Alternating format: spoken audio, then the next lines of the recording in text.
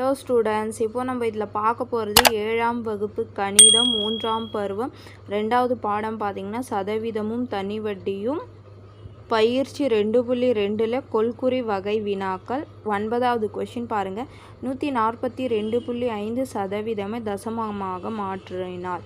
அப்போ தசமமாக மாற்றணும்னு நீங்கள் 100ஆல் வகுத்திடணும். அப்போ புரிஞ்சுதுங்களா? அப்போ 100ஆல் வகுக்கணுன்னா பாருங்கள். 142.5% is equal to 142.5 வகுத்தல் 100. அப்போ பாருங்கள், இது தசமத்தில் இருக்குதுங்க. அப்போ இது நம்பராக மாற்றணுன்னா இங்கே பாருங்கள், நம்பராக மாற்றணும். இங்கே ஒரு நம்பர் இருக்கு. ஒரு நம்பர்னால் 10ஆல் இது வகுத்திட்டிங்கன்னா உங்களுக்கு நம்பராக மாறிடும். அப்போ பாருங்கள், 1425 வகுத்தல் 10, இது ஃபுல்லாக 100. அப்போ இது பாருங்கள், இங்கே வகுத்தலில் இருக்குதுங்களா? அப்போ இங்கே கீழே வந்துச்சுன்னா பெருக்கலாக மாறிடும். அப்போது 1425 வகுத்தல் 1000. 1000 ஏன் வருதுன்னா 100 பெருக்கல் 10ன்னு வரும் அதனால. அப்போ இது பார்த்திங்கன்னா 1425 வகுத்தல் 1000. அப்போது இந்த நம்பரை நீங்கள் 1000ஆல் வகுத்திங்கன்னா பாருங்கள், 3 ஸ்தானம் தள்ளி முன்னாடி புள்ளி போகும்.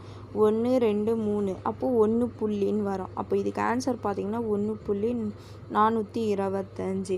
அப்போ இதுக்கு கரெக்டான ஆன்சர் பார்த்திங்கன்னா 1.425. ஃபஸ்ட்டு ஆப்ஷன் தான் கரெக்ட் இதுக்கு. புரிஞ்சுதுங்களா? அதுக்கப்புறம் பாருங்கள், 10வது கொஷின் என்ன கேட்டுக்கிறாங்க. 0.005 சதவீதமாக மாற்றணும். சதவீதமாக மாற்றணும்னா 100%ஆல் பெருக்கிடணும்.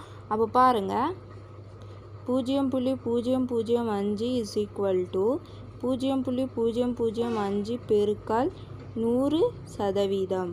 அப்போ பாருங்கள், இது தசம எண்ணில் இருக்குது. அப்போ இது நம்பராக மாற்றணுன்னா 1 2 3, அப்போ 3 இருக்கிறதுனால நீங்கள் 1000ஆல் வகுத்திங்கன்னா இது தசமமாக மாறிடும், எண்ணாக மாறிடும். அப்போது எண்ணாக மாறினா 5/1000 பெருக்கல் 100%ன்னு வரும்.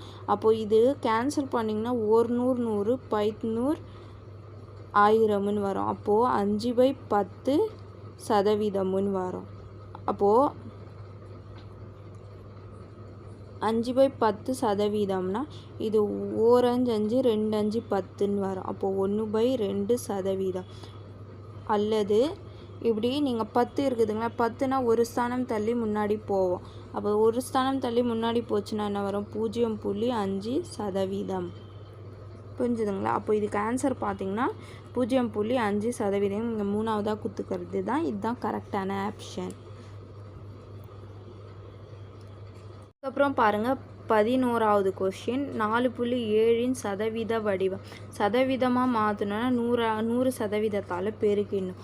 பாருங்கள், 4.7 இஸ் ஈக்குவல் டு 4.7 பெருக்கல் 100%.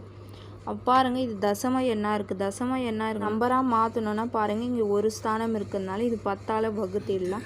அப்போ 47/10 பெருக்கல் 100%.